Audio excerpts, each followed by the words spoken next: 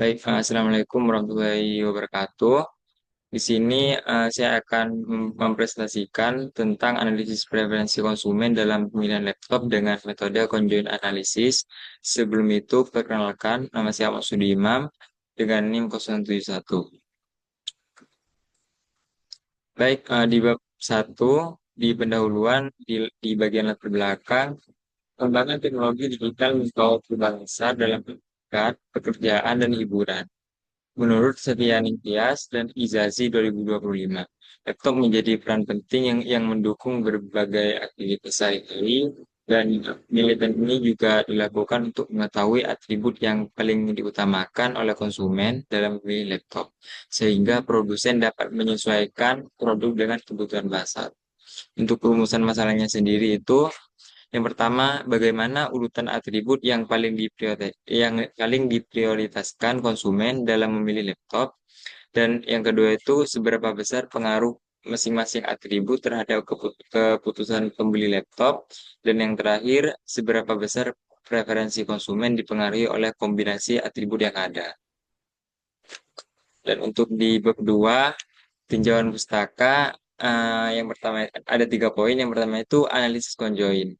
Analisis conjoint itu digunakan untuk mengetahui dampak atribut produk berdasarkan preferensi individu. Nah, dengan menentukan nilai kepentingan dan kegunaan tiap level atribut menurut Ulan et al. 2020. Nah, metode ini mengukur kepentingan relatif atribut dan trade-off konsumen menurut Febli et al. 2023, serta membantu menetapkan kombinasi optimal yang menarik bagi konsumen menurut Jausa dan Tawa 2024. Dan poin yang kedua itu sejarah dan perkembangan laptop. Laptop mulai diperhatikan sejak awal 1970-an saat komputer pribadi portable dikembangkan menurut Fauzi dan Supardi 2023. Dan perkembangan teknologi memunculkan inovasi yang bermanfaat, mempermudah aktivitas dan digunakan di rumah, kantor, sekolah, hingga universitas. Menurut Ardiantito et al. 2023. Dan untuk poin yang ketiga itu penyesuaian produk dan preferensi konsumen. Penyesuaian produk dengan kebutuhan pengguna penting untuk menjaga daya saing menurut Jausa dan Prastawa 2024. Keputusan pembelian dipengaruhi oleh harga, kapasitas ukuran layar, dan daya tahan baterai. Menurut Setia Ningtyas dan Izazi 2025. Laptop menjadi kebutuhan penting bagi aktivitas akademik menurut Samawati maupun non-akademik seperti game, desain, atau IT. Menurut Ardiatito et al. 2023.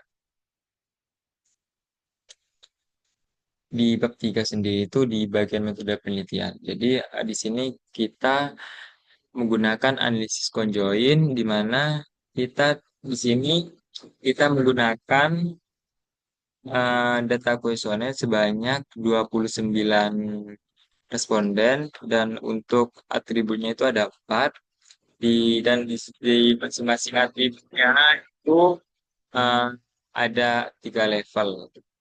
Nah, untuk harganya sendiri itu levelnya ada kurang dari 4 juta, 4 juta sampai 6 juta, lebih dari 6 juta. Untuk SSD sendiri itu 256 GB, 512 GB, dan 1 tera.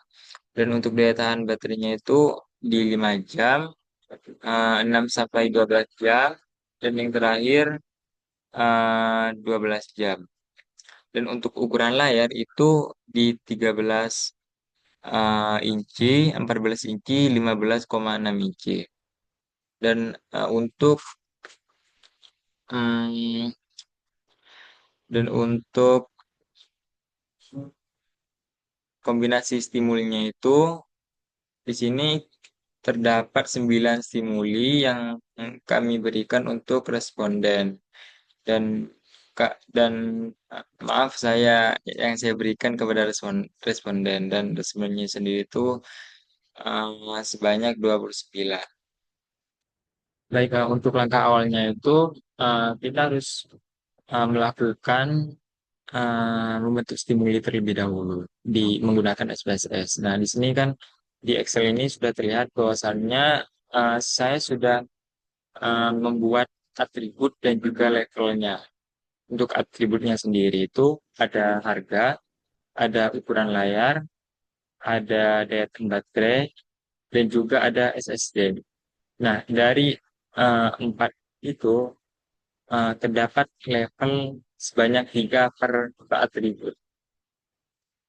Nah, untuk harga sendiri itu levelnya kurang dari 4 juta, 4 juta sampai 6 juta, lebih dari 6 juta. Dan untuk ukuran layarnya sendiri itu ada 13 inci, 14 inci, dan juga 15,6 inci. Untuk SSD-nya sendiri itu ada 256 GB, 512 GB, dan 1000 GB. Dan untuk daya tahan baterainya itu ada 5 jam, 8 jam, dan juga 12 jam. Nah, setelah kita membuat atribut dan juga si levelnya, kita membuat simulinya di SPSS. Nah, baik, di sini sudah tampil tampilan SPSS-nya. Untuk membuat simuli itu langkah pertamanya itu kita klik data, setelah itu uh, orthogonal design, generated. Sini kita isi untuk atributnya. Untuk atribut yang pertama itu ada harga,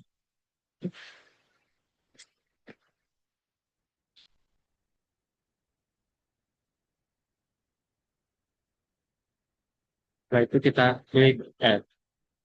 Untuk yang kedua itu ada ukuran layar,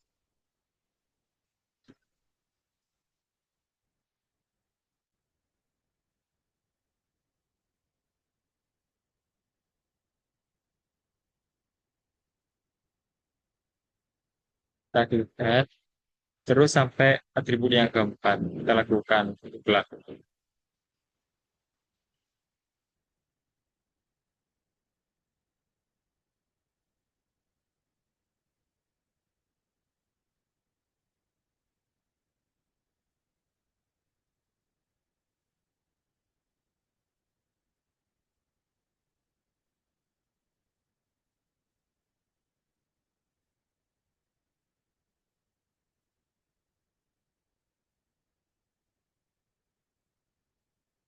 Setelah atribut kita masukkan semuanya, lalu kita membuat level per atributnya. Dimulai dari harga terlebih dahulu.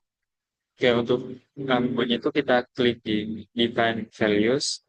Nah, di sini kita isi value-nya itu satu, terus labelnya itu ada di kurang dari 4 juta.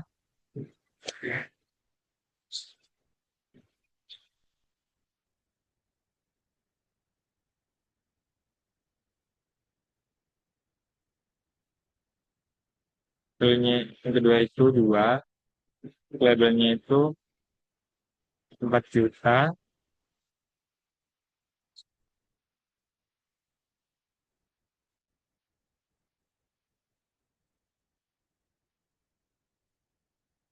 sampai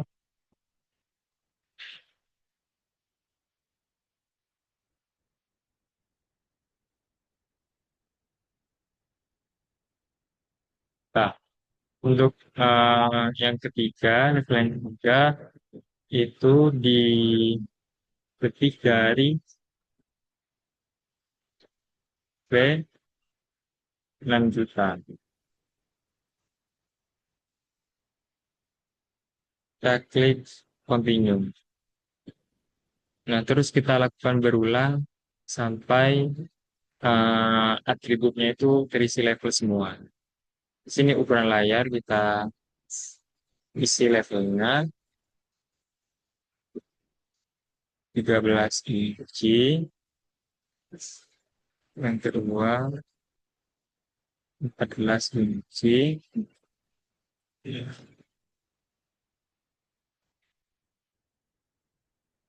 dan 15,6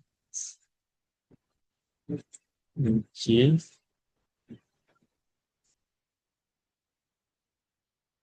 Continue. Dan SDN-nya kita pilih 256 GB. Ah,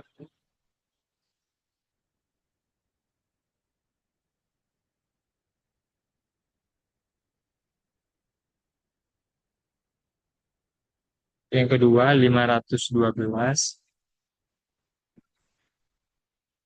dan dan level yang terakhir itu di satu daerah lain.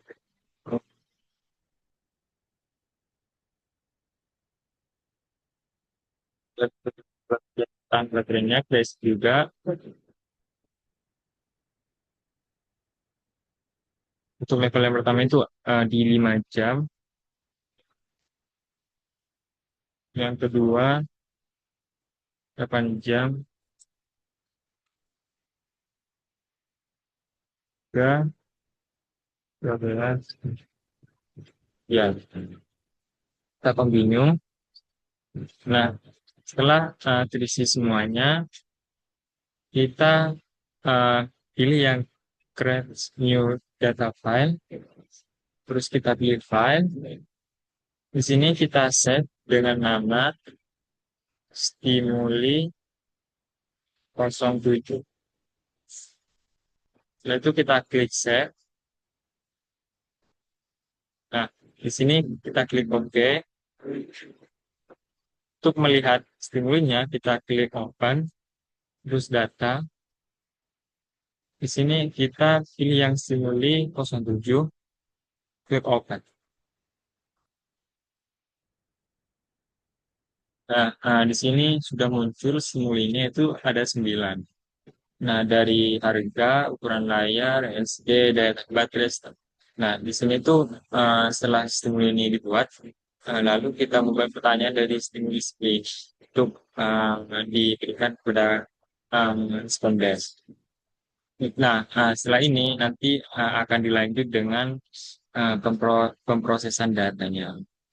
Nah, di sini saya akan melanjutkan. Tadi kan kita sudah membuat stimulinya. Sekarang kita memproses datanya, di mana data ini saya peroleh dari responden sebanyak 29. Oke, mungkin langsung saja yang pertama itu kita klik yang label new.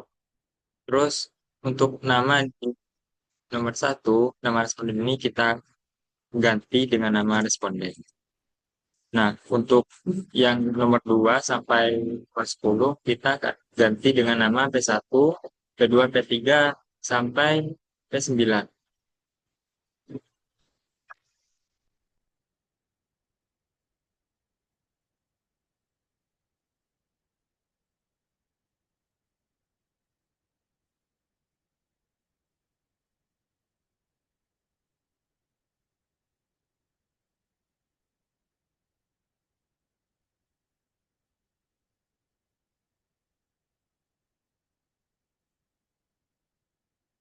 Kita diganti, pastikan di bagian measure ini di nama responden di sini harus nominal. Nah, untuk nomor 2 sampai nomor 10 itu ganti dengan scale semuanya.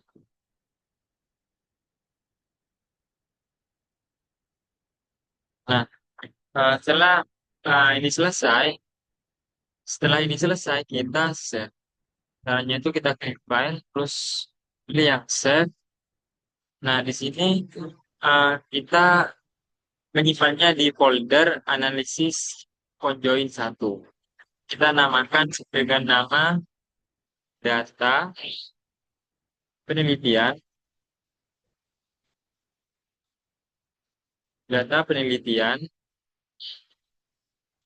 conjoin titik conjoin 1, conjoin 2.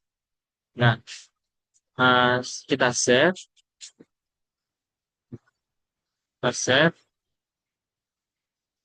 Nah, setelah kita save, kita pergi ke file, terus new, terus klik yang syntax. Di sini kita masukkan kode sinteknya. Dan untuk kode sinteknya itu kita harus analisis terlebih dahulu apakah semuanya itu udah benar. Kita mulai dari